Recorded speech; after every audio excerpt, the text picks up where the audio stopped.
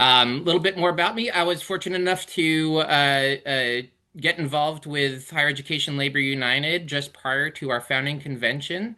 Higher Education Labor United has been around as a concept since about 2021, when we first started meeting and building the dream of what having a new sector-based higher education labor coalition would look like.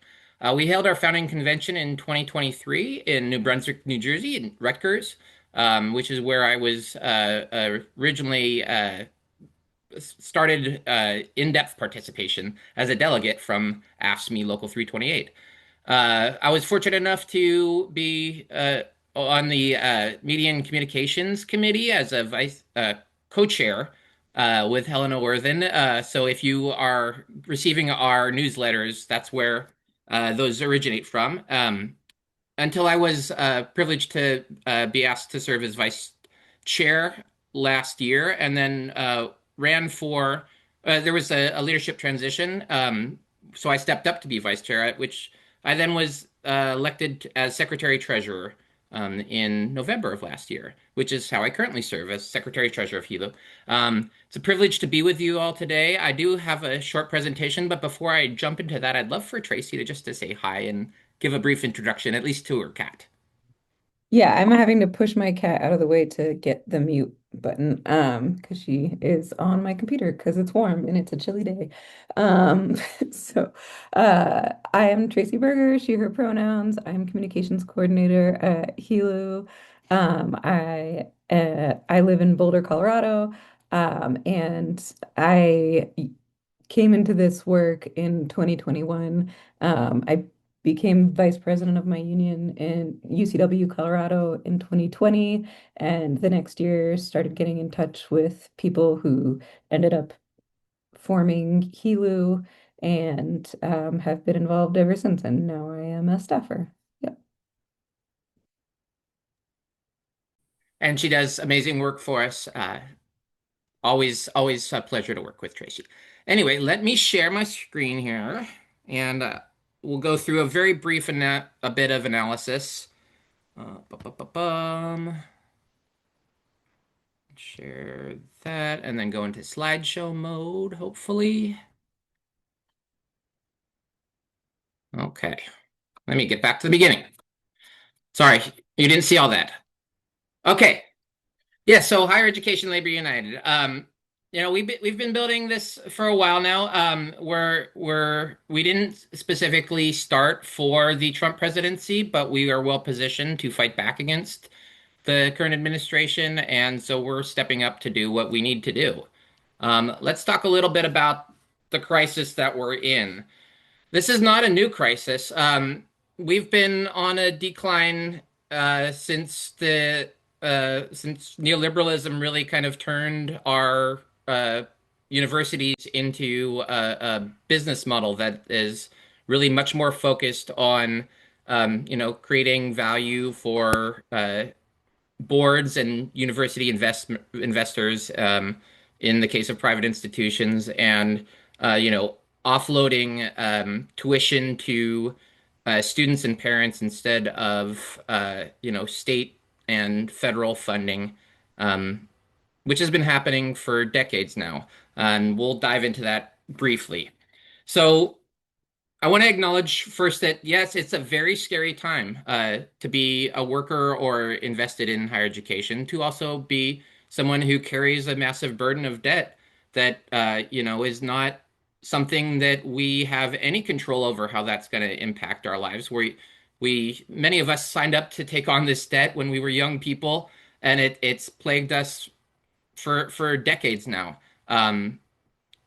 And how that shows up in each individual is very different, but we can see as a society that it's preventing full participation in our capitalist system if you are already burdened at the outset without being able to, the chances of getting a home are so much less available to those with that carry massive amounts of debt. Um, so we know where we are. But how did we get here? So here's where we talk a little bit about what higher education, how it started in the United States. So, for those who are not labor historians, I'm not, but I am fortunate to organize with many labor historians in HELU. Um, so, the public university in America, these came a lot out of land grants and what we call normal schools. A lot of what were normal schools. So, the normal schools basically were the first kind of way that we institutionalized teacher education. So these were basically the early universities that trained educators on how to educate. Now, a lot of these then moved on to become kind of state institutions, big ones such as UCLA. Um, uh, let's see, University of Illinois, I think, also was a normal school. There are a lot of these that then went on to become state institutions. However, excuse me, we had some wonderful wins between World War II and the 70s where we almost got higher education to become a public good in this country. I know that this is the generation that my parents are, and they graduated with almost zero debt. They went many of them were the first in their generations to go to college. And that's been degraded since the 70s, unfortunately. This came as a backlash to a lot of the social gains that we were winning on college campuses.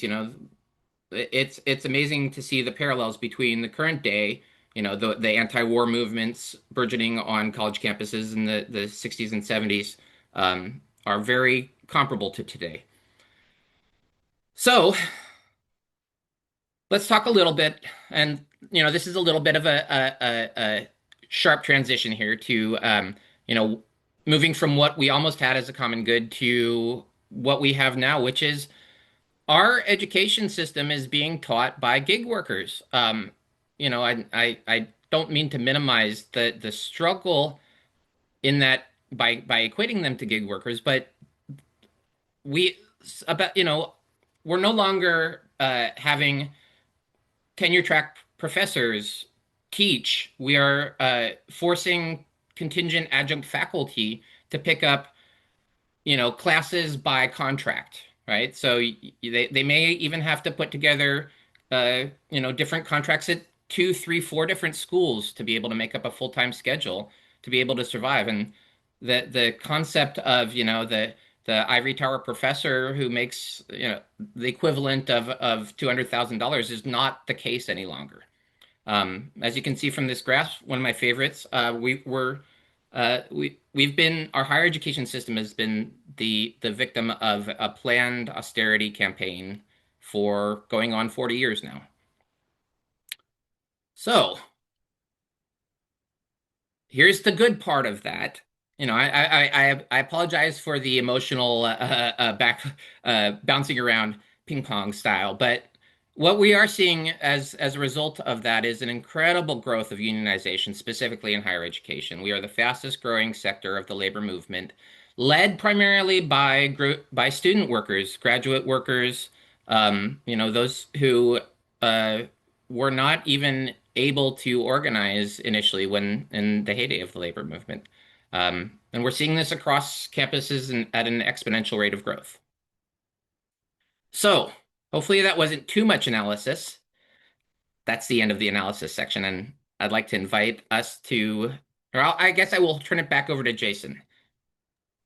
Yeah, thank you so much, Evan. This is going to give us a good amount of time to ask some questions and about some really important slides. And if we need to, we can go back and look at some of these slides. Do you mind taking this? Well, actually, keep the slideshow up just in case people want to see it.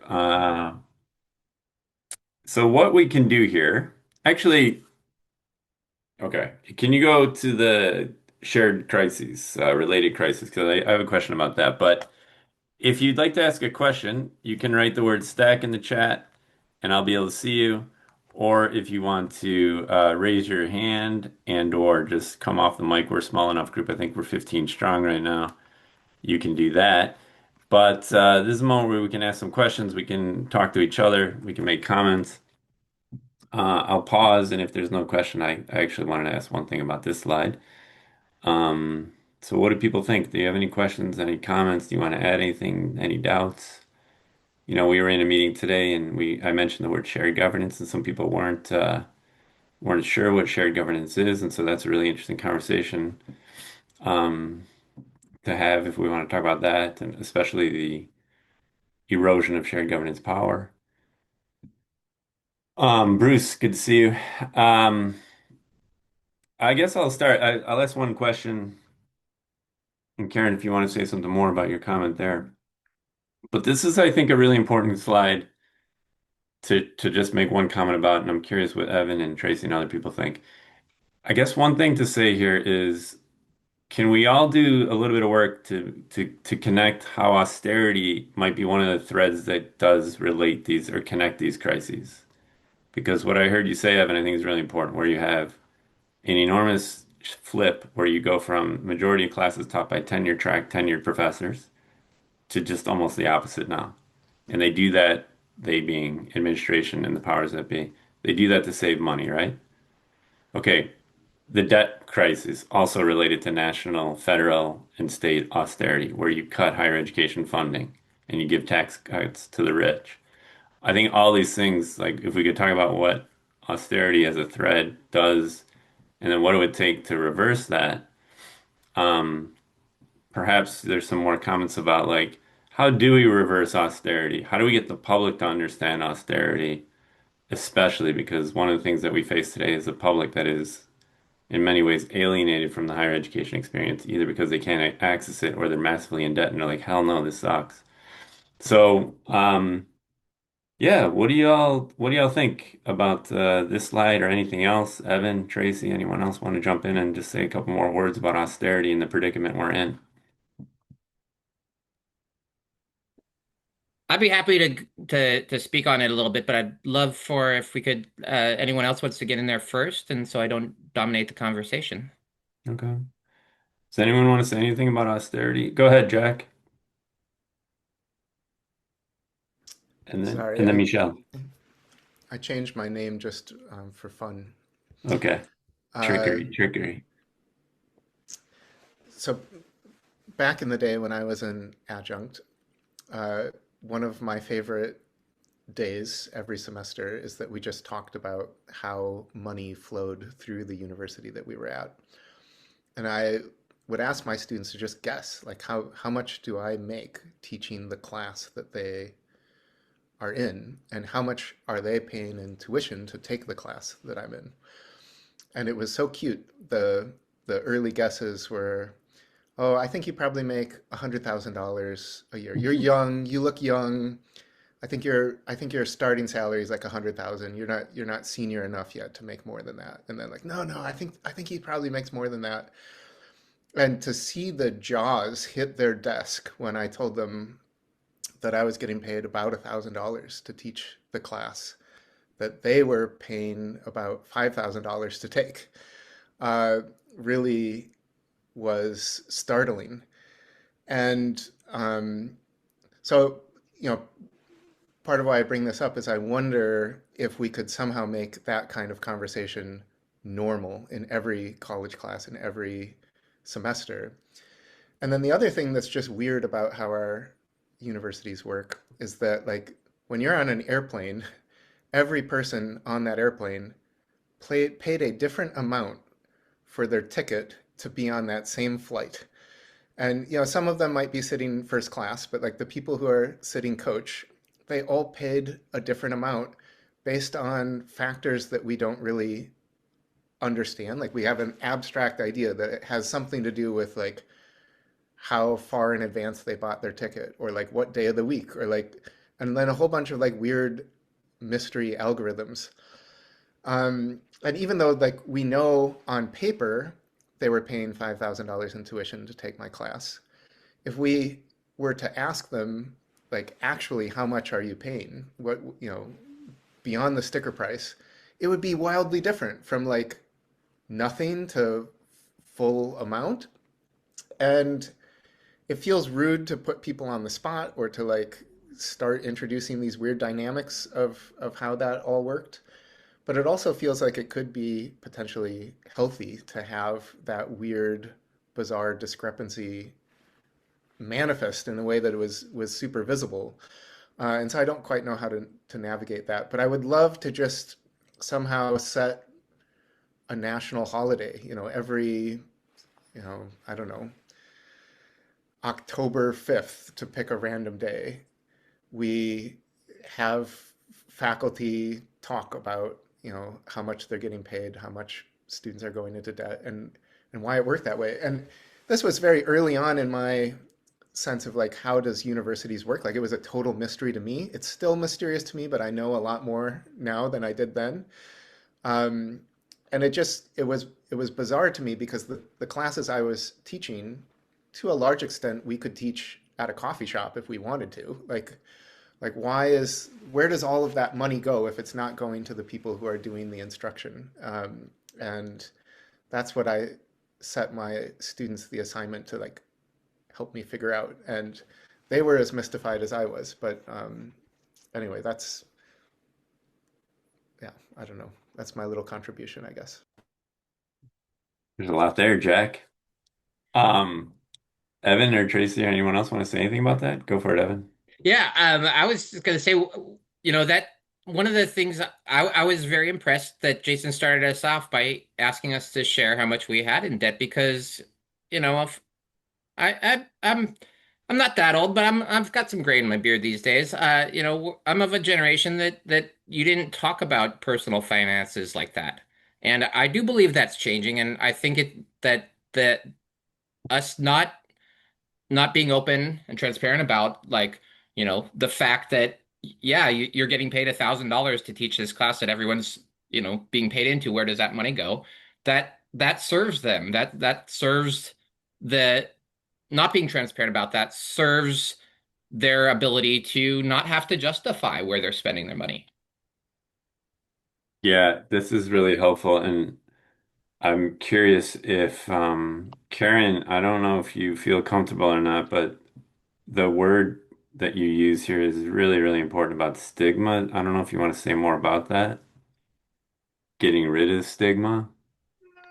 Yeah, I have my cat that just came in the room. So I apologize for how I look. I wasn't planning on um turning off my camera. But yeah, I think like Evan was saying, there's a maybe it's a generational thing too, that talking about money is sometimes seen as just kind of uncouth, and we Mhm. don't do that. And and so when you're raised to think like that, and then you're kind of raised to think if you have that. I remember, sorry, I'm jumping all over the place because I'm old and I have a lot of stories, right? um, I remember one, I was working late at night because, as an adjunct part-timer, it's working late. And how the university where I was teaching, not all, by the way, it was very different in California than in my experience in Oregon. But I remember a tenured faculty walking by me and going, "Oh, you always work late." And he said something about, um, he goes, "Well, I worked hard and that's why I get to leave early." Like Mm. it, like the idea that you get more because somehow you put in time. And I said something very flip. I just was so exhausted. I just go, "Well, the housekeeper is working hard." We're working hard, so I guess also the generation, the what I grew up being taught is if you worked hard, you show up early, you leave late, you're things, you'll be able to have a house, you'll be able to have health care, some idea of retirement. So, I just kept working harder and harder and just going, this is not paying off. I'm actually getting poorer and poorer. So I had to leave academia too. So I started just going, gosh, I'll do what I know in terms of mental health is one of the things that people will do is be very quiet if they have a mental health matter. They don't want to say they suffer. From my experience of being a therapist, that you can't mention that you have depression or anxiety. There's some kind of personal weakness, and through organizations such as NAMI, the National Alliance for Mental Illness, their big push is to decrease stigma, and that improves everybody's mental health and Mm. connecting with others. And I went, I need to do the same thing with my student loan debt. So Hmm. I fell into Debt Collective, and then just God being part of the 50 over was really just empowering. And so I'm kind of now in the group and doing going to start with assemblies. And Okay. somebody came to our first assembly, said, "This is so fun. It's like, those self-help groups." Hmm. I go, yeah, Hmm. it's like, hi, I'm Karen. I have $28,000 of student loan debt, and connecting with others and going, oh, we didn't do anything wrong. We're, believing in the system, and that's broken, and taxpayers are paying for into these state universities. And in terms of, accountability that the universities have to the taxpayers, I mean, you know, I Right. I'm kind of upset about that. Yeah. So Karen, I just want to highlight a couple things that you said here, and then I want to give Tracy a second to chime in. But really important message on stigma, not only about debt loads, but also like who does the work and why is there differences in work and pay and status inside the university, obviously outside the university too. So thank you for raising that point. The mental health issue here, vital. The collective power that you pointed to. So debt collective, we say alone our debts are a burden, but together they give us power. But they only give us power together if we talk about them out loud like you did. And then Karen mentioned 50 over 50, which is a group within Debt Collective. And maybe Karen, if you get a chance, you can put in the chat the any information about 50 over 50 that people can learn about, because it'd be really wonderful if people could maybe hop onto those calls if they're of that age. I know I am right now. Um, and or just support. So I'm going to call on Tracy, and then I did want to ask Bruce if Bruce could maybe, after Tracy, just say a quick word about what Bruce put in the chat, because I think that's an important point. And then from there, we can transition to a conversation about tactics, which Jack already started to introduce us to, I think, about introducing, like, this is what we can do in classrooms, folks. We got to talk about this stuff. That's a tactic, and that gets us somewhere. So we're going to go Tracy comment, Bruce quick comment, and then we'll move to back to Evan to just talk about a few things that we can do in order to overcome some of these things we're analyzing. So Tracy, go for it. Yeah, I just wanted to mention something. One of the conversations that I think, for lack of a better word, radicalized me or got me started really organizing within my union and realizing all of the ways in which the structure of our university was messed up. I was working in kind of the admin side, not kind of, I was working in the admin side. I was working in the central strategic communications office of our university. And at the very beginning of COVID, I got put on answering the COVID question form on our website at the University of Colorado, and started hearing stories about people in different parts of the university who, I went remote March 16th and stayed remote. People who couldn't do that. And one thing that I found just really changed my perspective was a conversation with an adjunct professor who had health complications, and this was in the fall, I think, and their supervisor had told them that they needed to go back to teaching in person, even though some people in the department were teaching remote, but the people who were teaching remote got first choice were the tenured professors. And the professor, or the adjunct professor, was saying that she was deciding if she was going to teach in person or if she was going to quit her job, because she was just like, I can't risk bringing disease home. I can't, it's just, and that was a conversation that made me realize that like power differentials in different parts of the university are so different. And even if like you're in a privileged place in the university where, um, you know, you have flexibility, that doesn't mean everybody else in the same institution has that flexibility.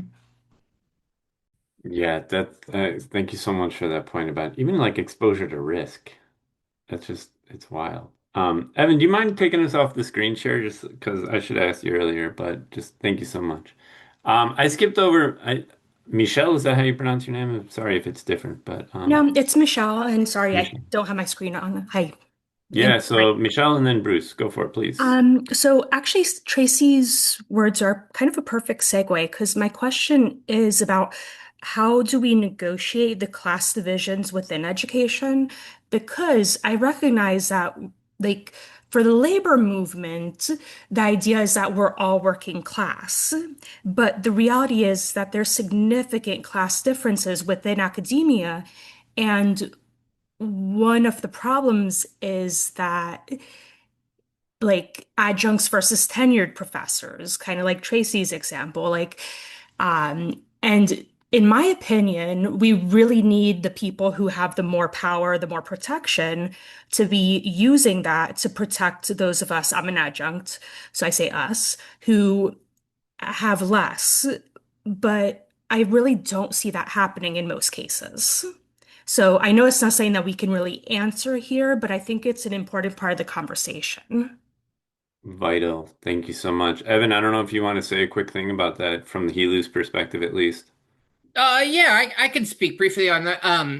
You know, we the purpose of HELU is to kind of overcome some of those class distinctions and bring us all together, acting in solidarity, whether we are, adjunct faculty, tenure track faculty, custodians, etc.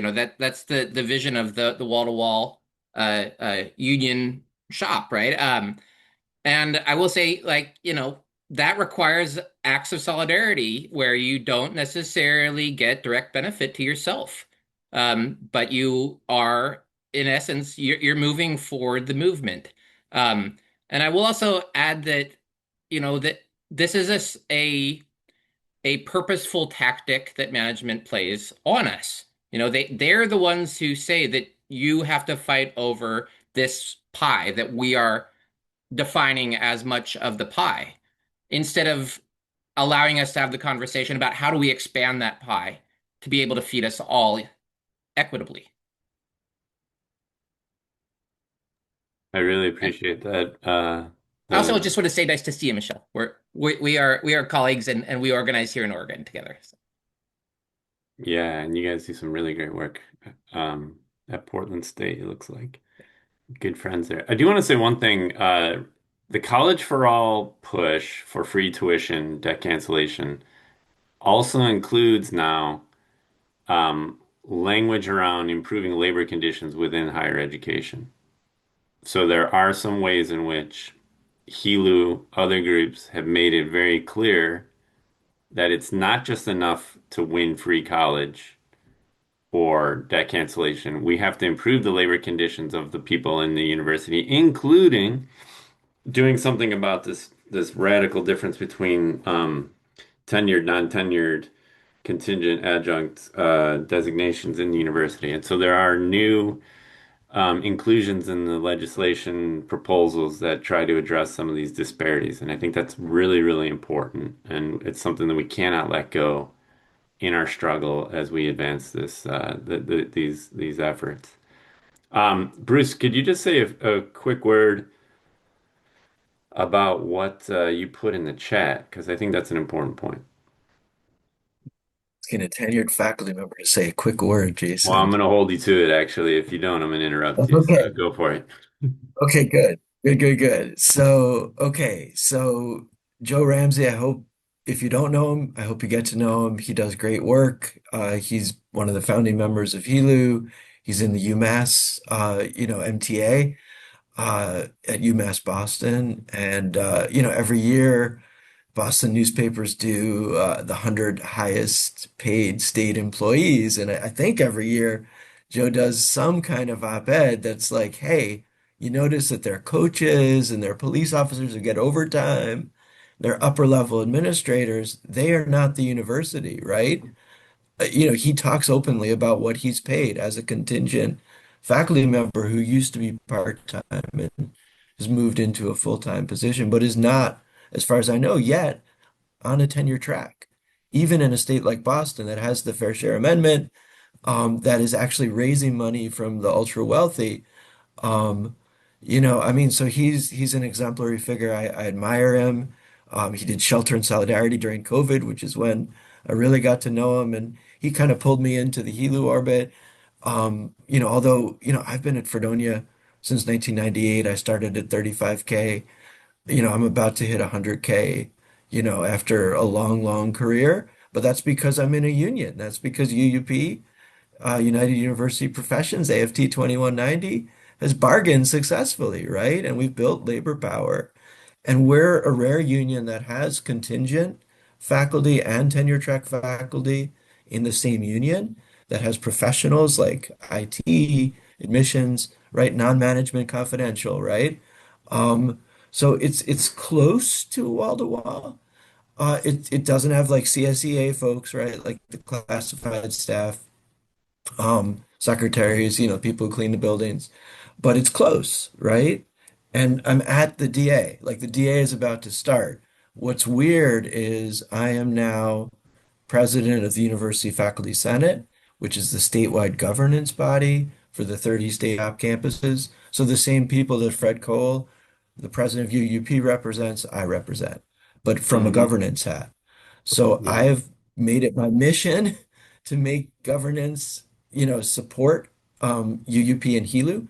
SUNY UFS was one of the first governance bodies to sign on to the vision statement. Every time HELU does something, we're trying to support them. We're trying to set an example for other governance bodies, right? So people really understand, it's the workers that make the university run, and our teaching and working conditions are the students' learning conditions. It's a good line. Just a couple things that Bruce mentioned here that are important. So when we talked about shared governance earlier, one thing that Bruce just said is like Bruce now has a governing position, and we need more faculty, we need more staff, we need more students in those positions. We should not be run by bankers and other corporate heads as the people that are calling the shots in higher ed. So it's really important the role that Bruce plays. Thank you for that. Bruce used the word wall to wall, the term wall to wall. I don't know if everybody knows what that means, but that's basically when you have a university and you try and organize all the people wall to wall on that campus, students, staff, faculty, you name it. You try and bring everybody together because that's how you build collective power. So just a key term there. And then I think this gets us into a segue on tactics, but Bruce and Evan also mentioned it through a great slide. One of the tactics is we have seen a growth in unions, and that gives us power. But also what Michelle said, and I think Tiffany alluded to this in the chat, we got to make sure that within those unions, we're also having equality, equity conversations. So we'll use that as a segue. I think we got everybody, that was a really good conversation. But Evan, if you want to just introduce us to a couple more tactical ideas and or campaigns, that would be awesome. I would be glad to. This is the part I enjoy. How do we fight back? All right. And I'm gonna start by calling out something that Tracy put in the chat. And appreciate the shout out to Joe. Joe's fantastic. I work with him. He chairs our contingency task force through HELU, and we're having an event on Sunday that really is an attempt to address the multi-tier system in an open, transparent way. So would love to have people join us there. But let me go back to my slides and we will talk about what we can do because no one is coming to save us. We've got to save ourselves. All right. So some of the things that HELU has been working towards. So I haven't updated this a lot for 2026, but one of the things that he has been very active towards forming is a what we call labor for higher education, which is, you know, as I mentioned, I'm with AFSCME. Tracy's with UCW. There are like 11 major internationals that represent different unions across our campuses, and they don't. They're I mean, maybe accepting AFT and AAUP, well, probably including AFT. It's only a piece of their portfolio. None of them are focused on higher education, which is what HELU is here to do, is to address. So what we began in fall of 2024 was we started bringing together representatives and leaders of all these major internationals together into a room to talk about how we can focus on higher education as a sector. And it's been incredibly successful. We were able to get all of them to sign a statement of unity, which is available on the HELA website. Please read it. It's a powerful organizing tool that really indicates that we can move these large unions when we fight. Even internally, we win. We just need to, organize ourselves as a sector, and we can bring along our unions once we have a critical mass. We also have been working a lot on, days of action. I know that in there's been a consistent push for many days of action for specific targets. We called for several in February of 2025, specifically in response to the National Institutes of Health cuts, which were going to cripple scientific research in this country. And they were successful. Those actions were deferred through both mass uprising of people having these day of action as well as legal challenges. So to this point, to this day, my university, Oregon Health and Science University, still receives 56% indirect costs, not 15%, which would have decimated all of our research.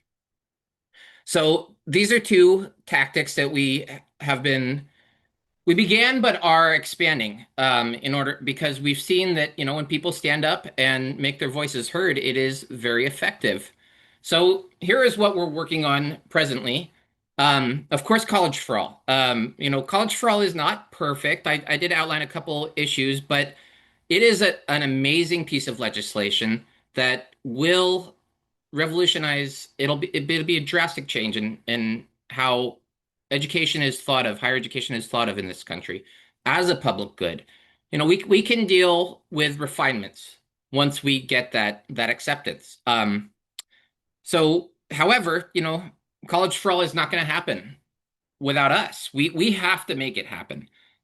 We need to pressure our elected representatives to commit to College for All. Show up at town halls. Hilo produced a questionnaire from our Politics and Policy Committee that can be used to hold up a candidate's feet to the fire should they be elected, that they will support College for All and what that means.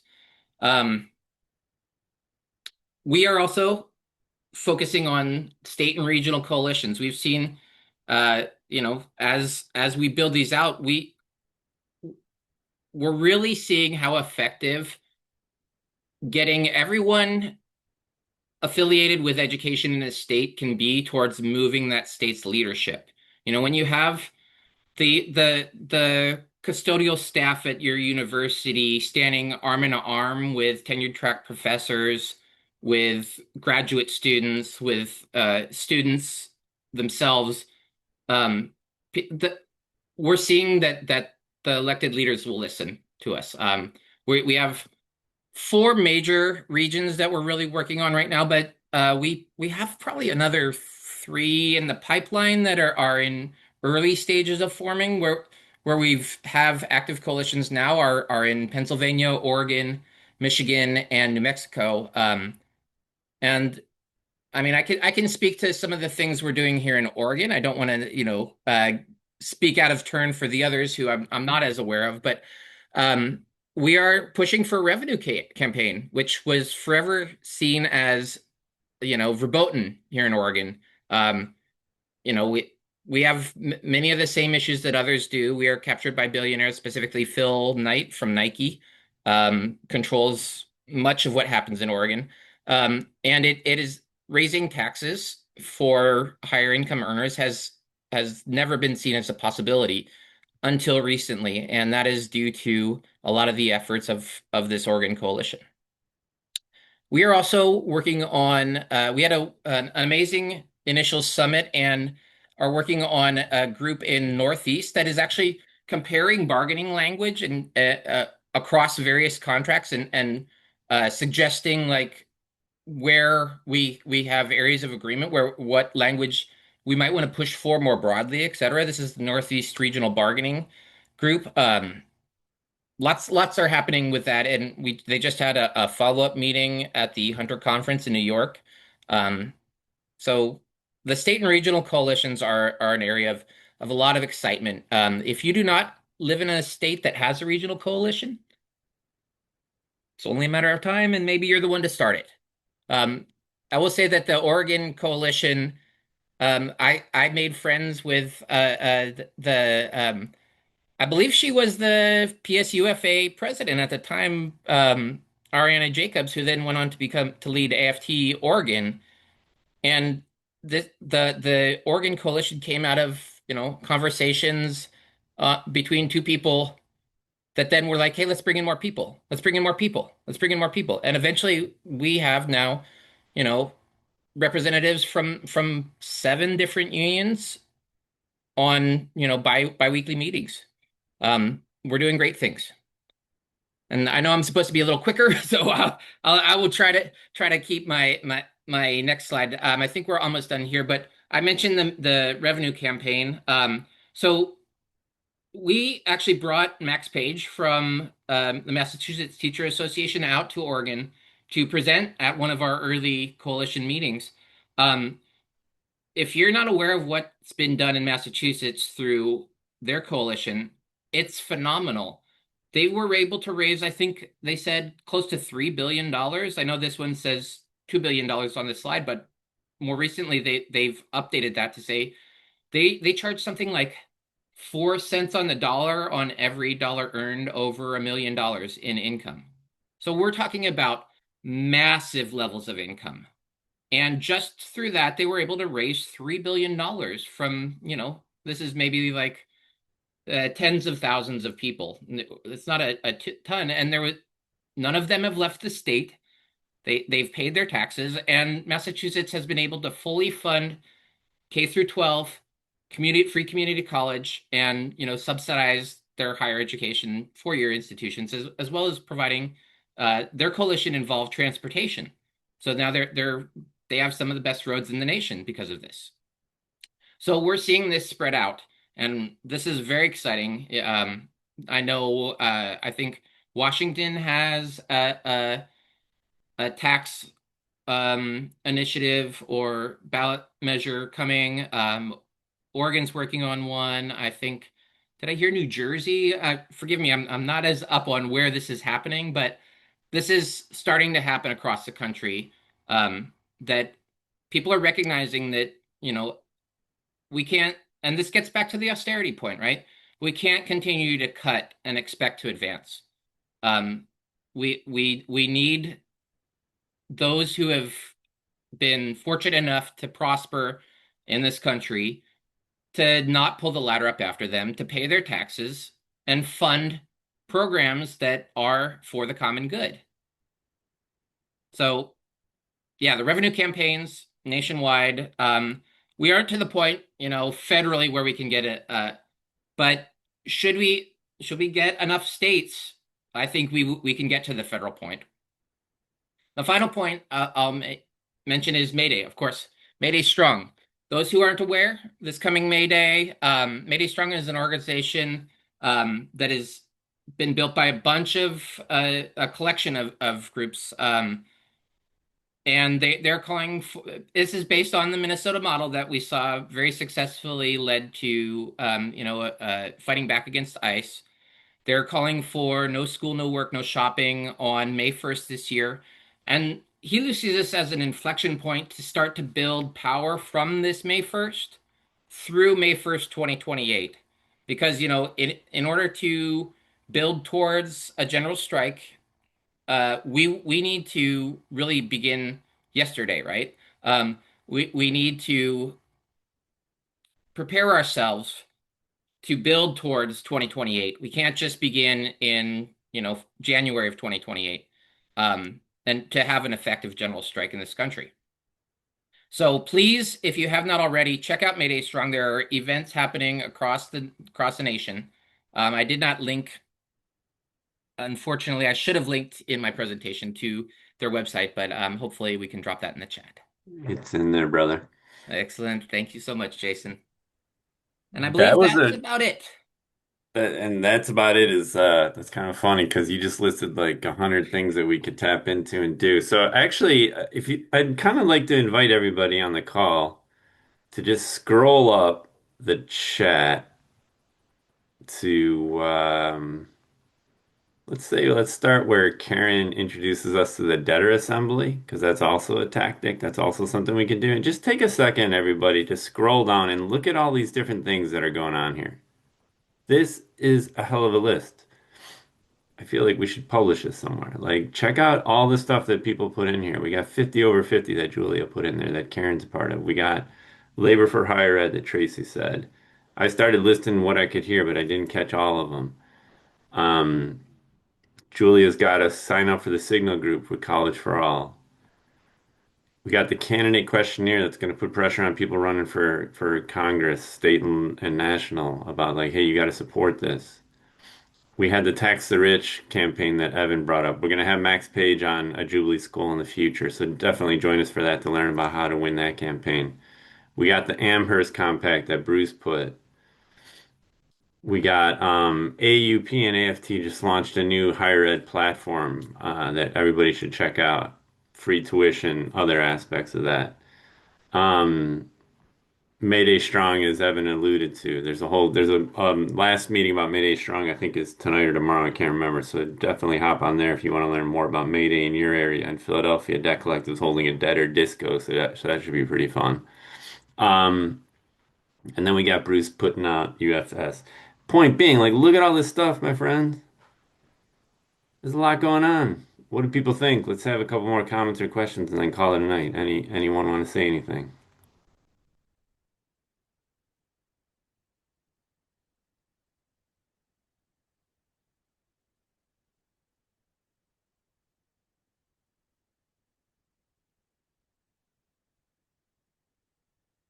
What do you think of this, Julia? Who, me? I feel like Yeah. this is also energizing. I didn't know about specifically what you mentioned, Evan, about the 4 cents on the dollar hmm tax the rich campaign. I didn't know that stat, and that is incredible. So that makes me excited for Max Page's Jubilee School. I'm Yeah. Yeah, and specifically that's interested only in that. on dollars. That's marginal, so it's only Right, on dollars right. earned over a million. They get taxed regularly before that. It's amazing how much wealth we can tap into. Yeah, 3 Absolutely, man. billion is a lot. Yeah. And that's so important, right? Because the gotcha question that comes from the other side, even Democrats often is like, how are you going to pay for this? All right, we got a solution to that, no problem. Tax the rich. Massachusetts shows the way. I just want to say that campaign took like 20 years, so we got to get started, y'all. But this might be a moment to accelerate. And then we got other orgs. Any other comments or thoughts? I mean, I think this is like an energizing call. We heard about part of the challenges we're up against, but we also just heard about all sorts of things that we can do that are happening. And yeah, Bruce, go for it. I've just got one other factor of the poly crisis, which I think could be at the root of a lot of this, which is as our colleges and universities became more inclusive, more diverse, new immigrant populations, historically underrepresented minorities, that's when politicians got elected who pulled the plug. And hmm Reagan, actively, tr tied this to shutting down student movements, right? hmm In CUNY, in so many systems, it used to be free, right? Like, there's a political campaign against this, and I think this is where like the less debt oriented, the less labor oriented folks who are just paying attention now because it's Trump. I mean, and it's in your face and it's unavoidable and it's worse than it's ever been. I mean, this is a project since the late 60s. That's right. So we really have to be uh, open to all allies, but try to get them to understand how these different levels of the crisis like interlock. Absolutely. And Bruce used the term polycrisis, which I think is a really helpful term to help it show how these connections. Evan, and then we're gonna wind down. Yeah, I just wanted to mention, I wanted to specifically draw attention to Karen's comment that there's a lot of fear out there as well, Hmm. which is val absolutely true. As someone who is very risk adverse myself, I found that the only way to really counter the fear is by, putting effort into organizing against the fear, against the things I don't want to have happen. And that's what helps me sleep through that fear. Even though, we're all on the cusp of crisis. Um, I also wanted to mention on a hopeful note, to try to leave us on a hopeful note, something that our executive director Ian said recently, which, wasn't the first time I've heard it, but is very important, is that there will be something after this. The Hmm. history is not going to end. Something is going to come next. We can choose to try to define it ourselves or let it be defined for us. I'm for defining it myself. I want labor to define what's coming next. I don't want administration and management to define what's coming next.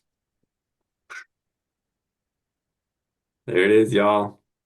Evan drops the mic, and let's sign off on that high note. Let's define what comes next. Let's fight in the present. Thank you all so much for showing up tonight. This is a really inspiring call. Thank you, HELU. Thank you, everybody that came. Please tune in to future Jubilee School sessions. We hope to have this conversation keep building one on the other.